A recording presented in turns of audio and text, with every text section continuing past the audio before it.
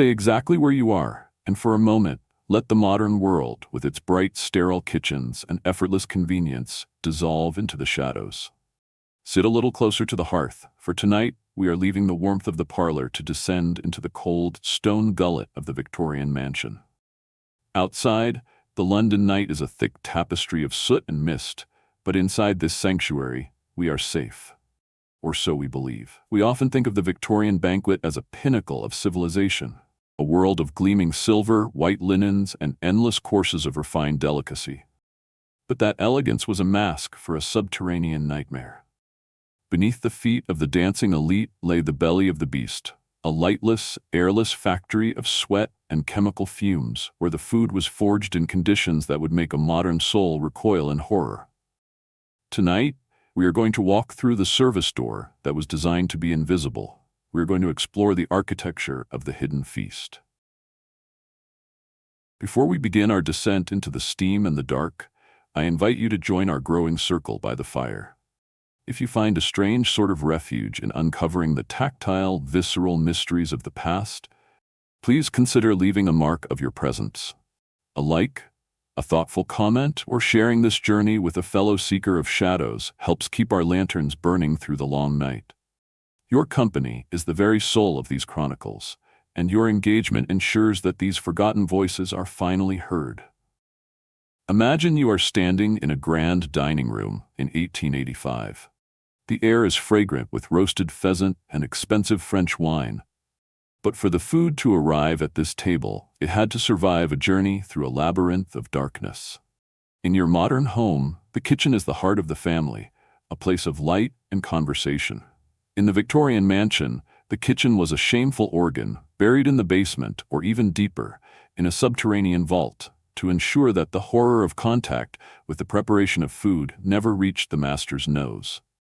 This was the architecture of deception. A grand house was built to look as though it operated by magic, as if the feast simply materialized from the air. To maintain this lie, an entire army of cooks and scullery maids lived their lives in a perpetual twilight, inhaling the toxic breath of the coal stoves. But let us talk about the most basic element of the feast, the ingredients that fueled the maximum sentiment of the upper class. You might complain today about a lack of organic labels or a delay in your grocery delivery. But for the inhabitant of the basement kitchen, every ingredient was a masterpiece of Victorian sabotage. While the family upstairs expected perfection, the belly of the beast was supplied with the hardware of society, mass-produced, unregulated, and often lethal. To keep the copper-bottomed pots glowing and the cream appearing white, the kitchen was a place of constant chemical manipulation. Imagine the scullery maid, the lowest soul in the basement hierarchy. Her world was one of medieval WebMD, where every surface was a threat.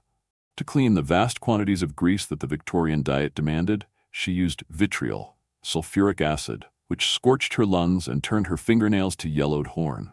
The very food she prepared was often a beautiful fraud. Copper salts were added to vegetables to make them unnaturally green. Red lead was used to color the glazes of the meats, and the pure white flour for the rolls was often cut with plaster of Paris or ground bones.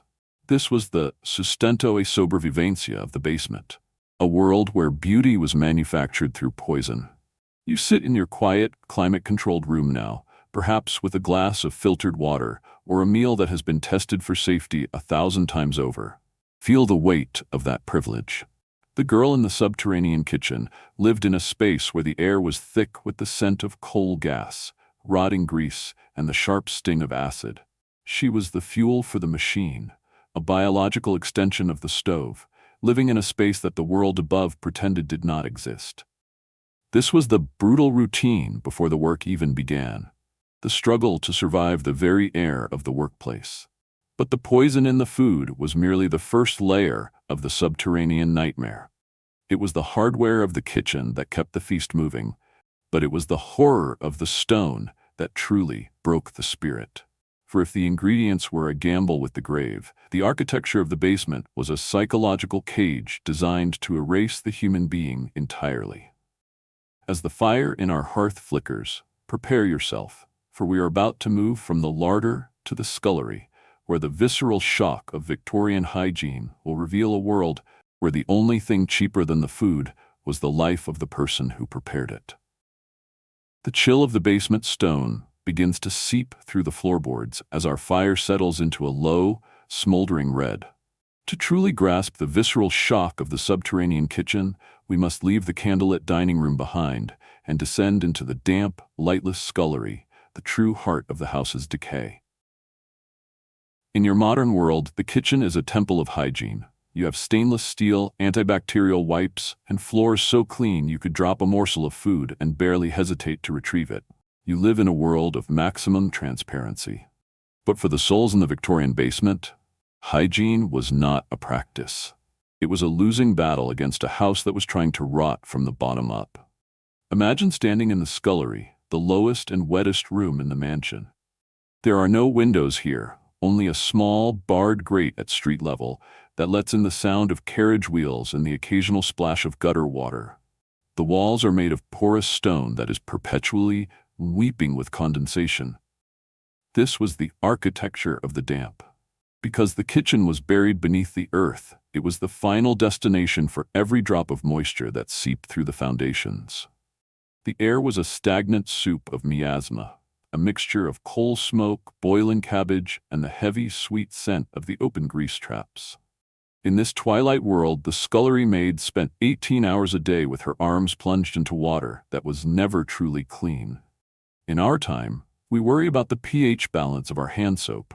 In 1880, she used lye, a caustic soda that ate through the grease on the master's plates and, eventually, through the skin on her own hands.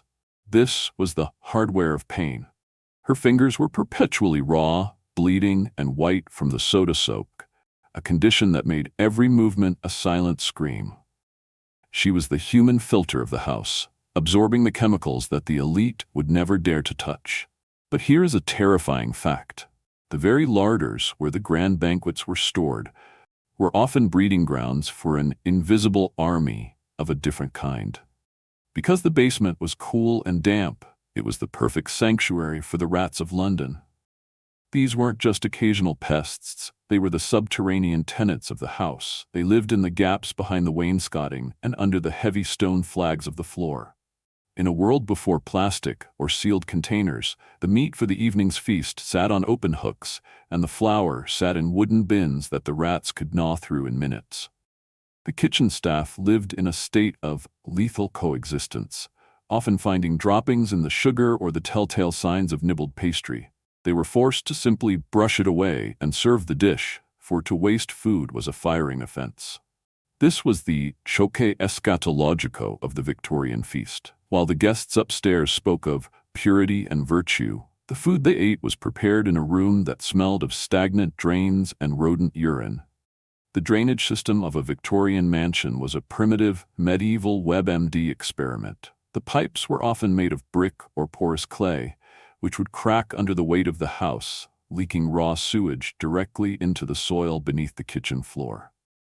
The belly of the beast was literally resting on a bed of filth. The scullery maid, scrubbing the floor on her knees, was inches away from the very pathogens, cholera, typhoid, and dysentery, that the masters feared most.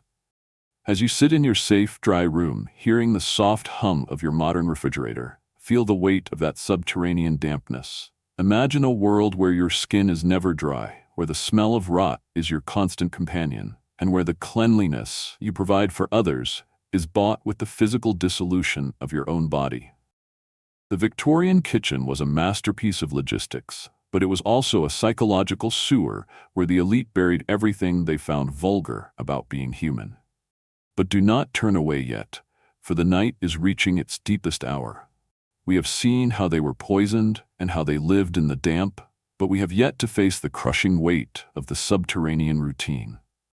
For the work in the kitchen was not just a chore, it was a high-speed, high-heat industrial assault on the senses. Stay with me, for as the fire flickers low, we are about to enter the gears of the oven, where the heat was so intense that the spirit was forged into something brittle and cold.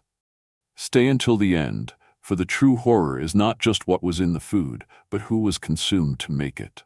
The fire is shifting now, the logs collapsing into a bed of glowing, Angry coals that mirror the white-hot intensity of the kitchen hearth. As we leave the damp chill of the scullery, we must face the brutal routine of the subterranean engine. In your modern world, you likely have a kitchen that is a social hub, a place of bright light and smart appliances that beep to tell you when your task is done. You have the luxury of extractors that whisk away every hint of smoke.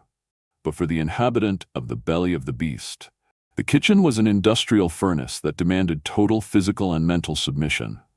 This was the gears of the oven, where the human spirit was tempered in a heat so fierce it could warp the mind as easily as it melted fat. Imagine the kitchen at 5 in the afternoon, the peak of the industrial assault. The central feature of this room is the great cast-iron range, a black monstrous machine that burns half a ton of coal every single day. This was the hardware of society at its most demanding. There are no thermostats here, no timers. The cook manages the heat by the color of the coals and the feeling of the air on her skin. The temperature in the center of the kitchen frequently rises to over 100 degrees, a sweltering, airless pocket of subterranean tropics in the middle of a London winter. This was the shocking contrast of the Victorian house. Upstairs, the ladies fanned themselves in perfectly cooled parlors, while 20 feet below, the kitchen staff was working in a literal sweatshop, their clothes heavy with grease and their lungs scorched by coal gas. But the physical heat was only one layer of the brutal routine. The true weight was the subterranean hierarchy, a social ladder so rigid and unforgiving it made the army look lenient. In this world, the cook was the undisputed dictator, the czar of the basement. Beneath her were the kitchen maids, and beneath them, the scullery maids, the refugees of reality, who were forbidden from even looking the cook in the eye. This was a career counselor that functioned on fear. A single mistake, a fallen soufflé, a scorched sauce, a cracked plate, could result in a physical blow, or worse, a dismissal without character. In 1885, to be cast out of a grand kitchen was to be cast into the abyss. Without a reference, you were a ghost, a non-person in the eyes of the law. Contrast this with your modern professional life. Even in a high-pressure environment, you have the right to a voice, to a break, to a glass of water when you are thirsty. In the belly of the beast, the staff was legally and socially prohibited from a single moment of rest during the service. They stood for 16, sometimes 18 hours a day on stone floors that vibrated with the heat of the ovens. This was the industrial slaughter of the body. Their ankles would swell until their boots had to be cut off, and their veins would knot and bulge under the skin, a condition known as cook's leg. They were the lamps of the poor, burning themselves out to ensure that the maximum sentiment of the dinner party above was never interrupted by a cold dish or a slow service. And consider the deconstruction of expectations regarding the Victorian family. We imagine them as benevolent masters, yet they built their homes to ensure they never had to acknowledge the human cost of their comfort. The belly of the beast was connected to the dining room by a dumb waiter, a mechanical lift that allowed food to rise through the floor like a miracle. This was the hardware of silence. It ensured that the red, sweating faces of the kitchen staff and the smells of the industrial struggle never breached the sanctity of the upper floors. The servants were not people to the family. They were part of the plumbing. They were the invisible army that provided the seen while being forced into the unseen. As you sit in your quiet, comfortable room, perhaps reflecting on your own work-life balance, feel the weight of that subterranean routine. Imagine a life where your value is measured only by the speed of your hands and your ability to endure a heat that makes the eyes bleed. The Victorian kitchen was a masterpiece of Victorian prosperidade, but it was a prosperity built on the systematic exhaustion of the vulnerable. But do not turn away yet, for the night is reaching its coldest hour. We have seen the heat and the hierarchy, but we have yet to face the most terrifying shadow of the basement. What happened when the gears of the oven finally broke the person? For in a world where you are only as good as the last meal you served, there was no mercy for a broken machine. Stay with me, for as we move into the realm of health and justice in the subterranean dark, you will see that the cure for a failing servant was often a final, silent exile. Before we cross this next threshold, I invite you to subscribe to this circle if you haven't already. Join us as we continue to peel back the layers of history, for only by witnessing the darkness can we truly appreciate the light of our own time. Stay with me, for the fire is gasping for air, and the next threshold we cross is one of iron and silence. The fire is gasping for air now, the wood turning to a skeletal white ash, much like the faces of those who sought refuge in the cold, iron-scented shadows of the basement infirmary. As we leave the relentless grinding of the subterranean furnace behind, we must confront the final, most intimate betrayal of the belly of the beast, the total lack of control over one's own body. In our modern world, we view healthcare as a sanctuary of data and consent, where we are the masters of our own recovery. But in the 1880s, for the soul living in the stone gullet of the house, a fever or a burn was not a medical crisis. It was a legal one. It was the moment the invisible army became a visible liability. To be sick in the subterranean kitchen was to enter a landscape of refining horror. Because the kitchen staff lived and worked in such cramped, humid, and unventilated conditions, a single infection could be the death knell for the entire household. This created a state of medical paranoia that the elite disguised as hygiene. If a scullery maid contracted gastric fever, often just a polite Victorian term for the typhoid she caught from the leaking basement pipes, she wasn't met with a doctor's empathy. She was met with the fear of the state. The mistress of the house, terrified that the miasma of the basement might rise through the floorboards and infect her precious children, would often have the servant removed instantly. Not to a comfortable hospital, but to a fever van, a black, enclosed carriage that functioned as a mobile coffin, whisking the broken machine away to a sprawling, overcrowded isolation ward. Imagine lying on a burlap sack in the corner of the scullery, your head throbbing with the neurotoxic effects of the lead paint on the kitchen walls or the fumes of the vitriol acid you used to scrub the pans. You hope for a kind word, a warm broth. Instead, you are told you have 1 hour to pack your life into a single tin trunk. You are being discarded. This was the shocking contrast of Victorian justice. The elite spent millions on cura e resiliencia for themselves, importing the finest specialists and the purest mountain air, while they viewed the servant's illness as a moral failing or a structural defect. To be sick was to be unfit, and the Victorian social Darwinism of the time had no mercy for the unfit. Contrast this with the modern WebMD culture you know today. You have the power to research your symptoms, to seek a second opinion, to rest in your own bed. The inhabitant of the basement had no such agency. If they were allowed to stay in the house, they were often subjected to heroic medicine, a terrifying practice where the cure was a form of physical assault. For a kitchen worker with cook's leg or a severe burn from the range, doctors would prescribe blistering, applying caustic chemicals to the skin to create massive, weeping sores under the misguided belief that the bad humors would leak out.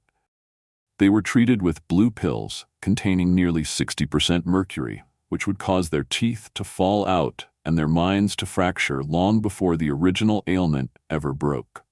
This was the deconstruction of expectations regarding Victorian morality.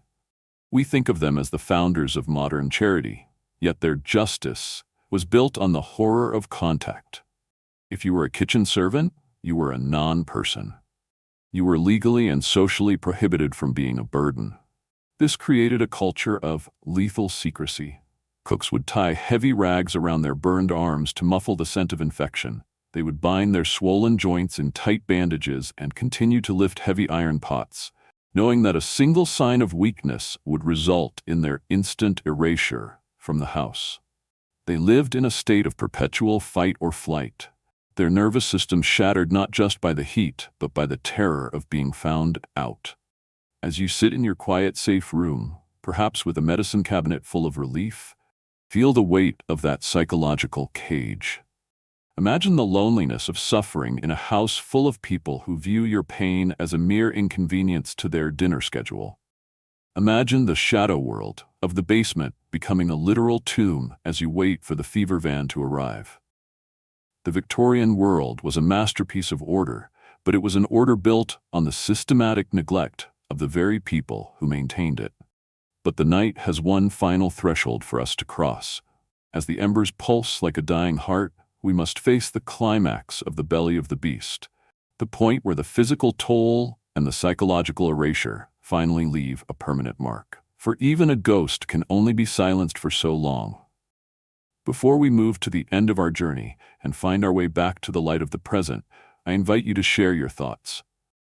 If you were trapped in that subterranean dark, which would have broken you first? The heat of the oven or the coldness of the masters? Stay with me, for the fire is almost out and the stones are beginning to whisper their final secrets. The fire has dwindled to a single pulsing ember, a lonely red eye staring out from the darkness of the grate, as if witnessing the final, exhausted breath of a machine that finally ran out of human fuel. We have walked through the steam, felt the sting of the lye on our hands, and heard the hollow rattle of the fever van on the cobblestones above. But now, we must face the ultimate climax of the belly of the beast, the moment when the architecture of deception finally collapsed under its own weight. In our modern world, we find comfort in the fact that our homes are built on honesty and safety. But for the Victorian, the kitchen was a secret that eventually poisoned the entire house, turning the very act of living into a final, gilded tragedy. Imagine the grand finale of a life lived in the subterranean dark. After decades of inhaling coal gas and lead dust, the invisible army began to leave a mark that even the masters could not ignore. This was the miseria generale of the house. The Victorian elite thought they could bury the vulgarity of the kitchen, but the kitchen eventually rose to meet them. Because the basements were so poorly ventilated and the drainage so primitive, the toxic miasma of the subterranean world didn't stay below. It seeped through the floorboards, carried on the very heat of the range that cooked the feast. The masters were breathing the same air as the scullery maid, an irony that no amount of lavender water or heavy velvet curtains could mask. They were pioneers of a world where even the most opulent palace was a trap. This is the shocking contrast that brings us to the edge of the abyss. The Victorians spent their lives building walls to separate the seen from the unseen, yet they were physically and biologically connected to the very suffering they tried to erase. The lead in the kitchen paint, the mercury in the medicine, and the sewage in the foundations, it all flowed into a single toxic stream that claimed the child in the nursery as surely as the girl in the scullery. They were a society that refused to acknowledge the natural process of cause and effect, the ultimate horror of contact with our shared human vulnerability. Contrast this final misery with the alivio di ritorno you feel tonight. As the morning light begins to bleed through the fog outside and the cold gray ash in the hearth finally goes still, take a deep, clear breath. Look at your own kitchen.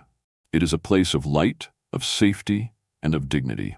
You are not a ghost in the bowels of a machine. You are the master of a home that respects the air you breathe and the hands that prepare your food. We have deconstructed the expectations of the Victorian banquet and found only a hollow, poisoned echo. We have realized that a prosperity built on the systematic destruction of the invisible is a house of cards waiting for the wind. As you sit in your quiet room, feeling the safety of your modern rights, imagine the moment the Victorian era finally ended, not with a bang, but with a quiet exodus.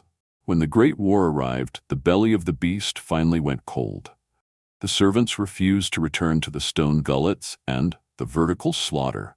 They chose the light, the factories, and the right to have a name. The grand mansions became monuments to a cruelty that the world could no longer afford to ignore. The architecture of deception was torn down, and the kitchen finally moved into the light of the house. I thank you for staying with me until the final light was extinguished. If these chronicles of the subterranean kitchen have touched a chord in your soul, if you feel a newfound gratitude for the transparency of our own time, then our journey has been a success. Join our circle again when the sun sets, for the Victorian nightfall has many more secrets to whisper to those who are brave enough to listen. Tell me, in the final silence of this evening, would you have been the one to scrawl your name on the basement stones, or would you have been the first to walk out the service door into the dawn? Stay safe, Stay seen.